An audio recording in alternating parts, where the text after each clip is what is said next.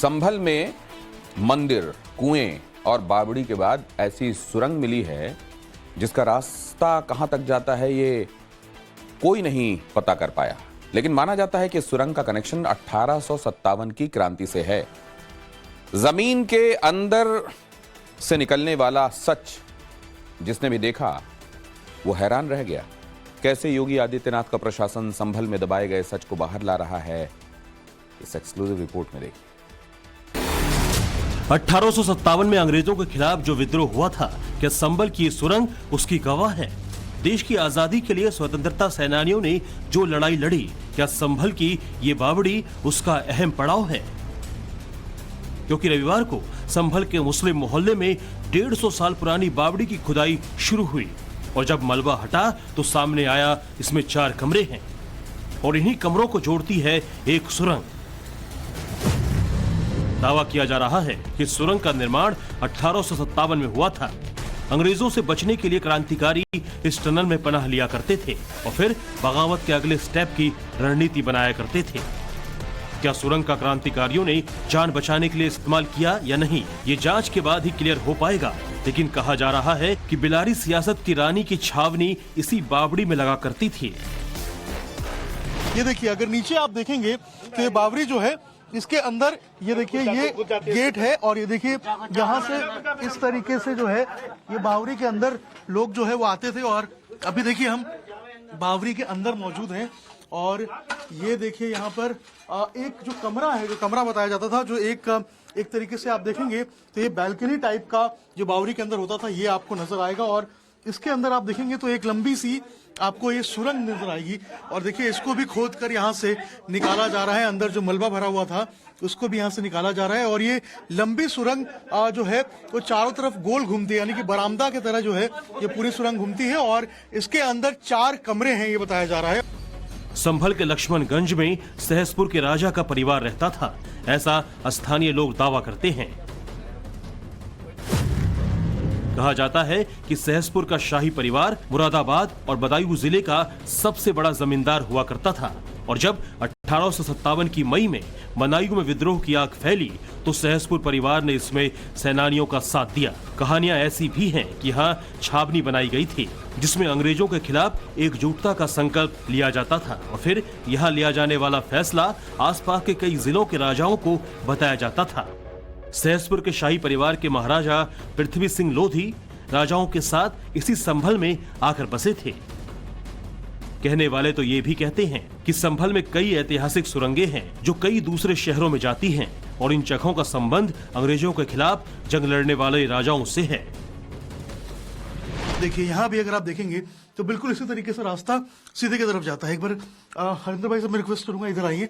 यहाँ पे दिखाइए, ये जो रास्ता है वो पूरा गोल घूमता है और गोल घूम के देखिए सीधे वापस से उसी स्ट्रक्चर में जाता है, यानी कि जो बावड़ी का मेन स्ट्रक्चर होता है और चारों तरफ से बरामदा का स्ट्रक्चर होता है, ये बिल्कुल उसी तरीके का रास्ता होता है और यहाँ भी आपको बिल्कुल वैसे ही देखने को मिलेगा। और यहाँ से अगर मैं बाहर निकलूँ तो देखिए यहाँ से जब आप बाहर निकलेंगे तो बिल्कुल सेम स्ट्रक्चर है। ये देखिए ये कमरों का जो कॉन्सेप्ट है बावड़ी के अंदर वो आपको नजर आएगा। इसके अंदर अभी मलबा जमा हुआ है और बावड़ी में अक्सर जो है वो स्टेप वाइज जो कुएं हैं उनको यहाँ पर देखने को मिलता है और यहाँ भी अगर आप देखेंगे तो बिल्कुल इसी तरीके से जो बावड़ी में आपको ये जो कुआं है वो देखने को मिलेगा। कितना देर लगेगा अभी खुदाई में? अभी बहुत टाइम लगेगा, अभी कई 2 महीने भर के बराबर लगेगा साहब इसमें, क्योंकि 3 मंजिला है नीचे तक। कितना अंदर है ये नीचे? 3 मंजिला। और क्या क्या इसके अंदर है ये तो साहब मालूम नहीं। अभी तक जो खुदाई की है उसमें क्या क्या मिला है? यही सामने आ रहा है, जो भी रोड़ा मिट्टी कूड़ा। संभल के जिस चंदौसी में बावड़ी मिली है उस चंदौसी का एक गांव क्रांतिकारियों के गांव के नाम से मशहूर है। कहते हैं आजादी के आंदोलन में पैसों की कमी आई तो गुमथल गांव के क्रांतिकारियों ने ट्रेन से अंग्रेजों का खजाना लूट लिया था। अंग्रेजों ने लूटे गए खजाने को वापस लेने के लिए गुमथल गांव के चारों तरफ आग लगवा दी, मगर कई दिनों की कोशिश के बाद भी अंग्रेज अफसर किसी भी क्रांतिकारी को गिरफ्तार नहीं कर सके थे। सवाल यही है, क्या यहीं तो आकर नहीं छिप जाते थे क्रांतिकारी? जो मेन बातें इस सुरंग से निकल के सामने आ रही हैं, 3 बातें, उनमें से प्रमुख ये है कि एक तो ये बरांडानुमा जो आकृति है जो गोल घूम के जा रही है, ये बरांडा की तरह है और यहाँ पर गोल तरीके से जो है वो पूरा बावली की तरह बना हुआ है और चारों तरफ से इस तरीके से ढका हुआ है। दूसरी जो मेन बात निकल के सामने आ रही है वो है सुरंग की। लोग ऐसा कह रहे हैं कि यहाँ से एक सुरंग जाती है जो कि अंदर की तरफ निकलती है। और तीसरी बात कह रही है खजाने की, कि यहाँ पर एक खजाना भी हो सकता है। तो तीन बातें जो हैं वो लगातार इस सुरंग से निकल के सामने आ रही हैं। लोग ये मानते हैं कि यहाँ पर जो पहले राजा हुआ करते थे, राजा ने इस सुरंग का निर्माण कराया। बिलारी के राजा थे उनके द्वारा बनाया हुआ सुरंग है, उनके द्वारा बनाई हुई बावड़ी है। इसमें रानी जी की छावनी जो होती है वो आके विश्राम करती थी, ऐसा जो लोग बता रहे हैं अभी। इसमें रानी जी की छावनी जो आती थी वो विश्राम करती थी। इसके अलावा 100 मीटर दूर एक राधा कृष्ण जी का मंदिर है, उसमें भी एक कुआं है। ये दोनों कुएं नीचे के मिले हुए हैं। तो लोगों का पुरातन लोगों का कहना है, बुजुर्गों का, कि ये कुआं और दूसरा कुआं दोनों मिले हुए हैं और उससे अंदर इंटरकनेक्टेड एक रास्ता भी है। जिस संभल में सनातनी सबूत मिल रहे हैं उसे दिल्ली के अंतिम हिंदू शासक पृथ्वीराज सिंह चौहान की राजधानी भी कहा जाता है। इतिहास कहता है कि 12वीं शताब्दी के दौरान पृथ्वीराज सिंह चौहान ने यहीं 2 भयंकर युद्ध लड़े। पहले युद्ध में पृथ्वीराज सिंह चौहान ने महमूद गजनी के भतीजे गाजी सैयद सालार मसूद को बुरी तरह पराजित किया था। संभल की इसी वीरता वाली विरासत को 1857 की क्रांति में अंग्रेजों से लड़ाई के दौरान आगे बढ़ाया गया। ऐसे में सवाल है कि आखिर इस बावड़ी को किसने ढका, किसने पक्की तरीके से बनाई गई गहरी सुरंग को छिपाने की कोशिश की। इस बावड़ी को 3 मंजिल का बताया जा रहा है, जिनमें 2 मंजिल संगमरमर से बनी हुई है और 1 मंजिल ईंटों से तैयार की गई है। 4 भवन और कुआं होने का दावा भी इस बावड़ी को लेकर किया गया। 400 वर्ग मीटर एरिया में तालाब भी होने की बात अभिलेखों से सामने आई है। ये अलग बात है कि पृथ्वीराज चौहान की बावड़ी और खुदाई के दौरान मिली बावड़ी में थोड़ा फर्क है। ऐसे में संभल में एक और बावड़ी देखने को मिली है, इसका नाम है चोर बावड़ी। चोर बावड़ी नाम क्यों है, इसके पीछे एक कहानी वो बताएंगे, लेकिन ऐसा कहते हैं कि पृथ्वीराज के चौहान के समय की ये बावड़ी है और ये 2 मंजिला बावड़ी है। यहाँ अगर आप देखेंगे तो ये बावड़ी देखिए कितनी बड़ी बावड़ी है और यहाँ पर कमरे बनाए गए हैं। ये कमरे बहुत पुराने हैं, ये बावड़ी बहुत पुरानी है। ऐसा कहते हैं कि राजा पृथ्वीराज चौहान जब हुआ करते थे यहाँ पे, उस वक्त ये बावड़ी का इस्तेमाल करते थे। अपनी रानियों के साथ वो यहाँ आया करते थे, यहाँ पे स्नान ध्यान करते थे, अपनी रानियों के साथ यहाँ बैठते थे और उसके बाद वो यहाँ से जाते थे। कभी कभी कहते हैं कि उनकी सेना भी यहाँ आती थी, सेना भी बैठती थी, सेना विश्राम करती थी और फिर अगले पड़ाव की तरफ आगे जाती थी।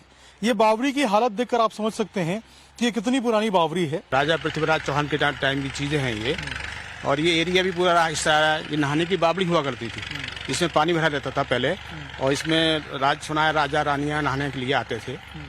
और चोर को नाम तो से गलत पड़ गया।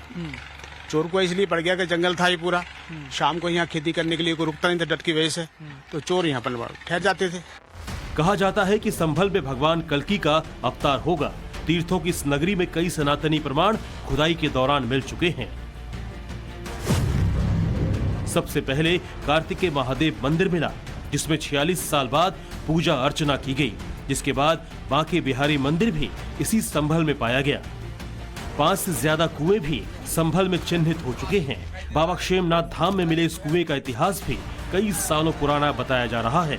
खास बात यह है कि महज 12 फीट की गहराई पर इसमें पानी की धारा फूट पड़ी, जबकि यहाँ का जलस्तर आमतौर पर 80 फीट माना जाता है। लोग ऐसा भी कह रहे हैं कि ऊपर से पानी जाने का कोई साधन इस कुएं में नहीं है। हो सकता है कि इसकी गहराई अनंत हो। अब संभल के अंदर एक नया कूप मिला, एक नया कुआं मिला है। ये दरअसल संभल में ही जो एक मंदिर का प्रांगण है उसके अंदर मिला है। ये देखिए आप, ये जो कुआं है ये आपको नजर आएगा, इसको ढक दिया गया था। और अब देखिए यहाँ पर कल जो यहाँ के जो पुजारी थे और आसपास के लोग थे, उन्होंने इसे तोड़ा और इसके बाद अंदर आप देखेंगे तो मात्र 12 फीट में यहाँ पर आपको जो पानी है वो नजर आएगा। लेकिन अगर आप संभल की पूरी स्थिति की बात करेंगे तो संभल में जो पानी का लेवल है वो 80 फीट पे आता है, लेकिन यहाँ अगर आप देखेंगे तो आपको 12 फीट में ही जो पानी है वो नजर आएगा। इसके अलावा जो दीवार अगर आप देखेंगे इस पूरे कुएं की, तो जिन ईंटों का इस्तेमाल इसमें किया गया है वो पतली ईंटें हैं, छोटी ईंटें हैं। इन छोटी पतली ईंटों का इस्तेमाल पुराने जमाने में किया जाता था। हरिहर मंदिर को लेकर चर्चा में आया संभल अब सनातनी सबूतों के अलावा ऐतिहासिक प्रमाणों को भी सामने रख रहा है।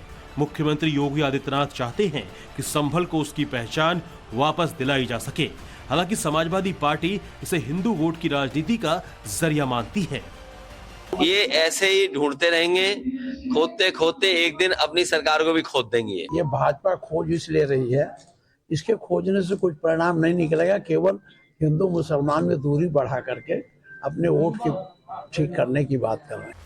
तो सवाल ये है कि संभल में जो सुरंगें मिल रही है, क्या वो योगी आदित्यनाथ को अखिलेश के मुकाबले मजबूत कर रही हैं? जो मंदिर संभल में पाए जा रहे हैं, क्या बीजेपी उसके जरिए हिंदुत्व की भावना को प्रबल कर पाएगी? क्योंकि दावा किया जा रहा है कि संभल में मुगलों से पहले हिंदू शासकों का दबदबा हुआ करता था, लेकिन उसके बाद यहाँ की डेमोग्राफी बदलनी शुरू हो गई। मुगलों की मनमानी के बाद जो धर्म स्थल थे, उन्हें भी कुछ साल पहले मिट्टी के ढेरों से दबा दिया गया। हालांकि अब योगी मिशन में जुट गए हैं, उनके केंद्र में संभल टॉप पर है। संभल से अभिषेक राज के साथ bureau report, times now Bharat.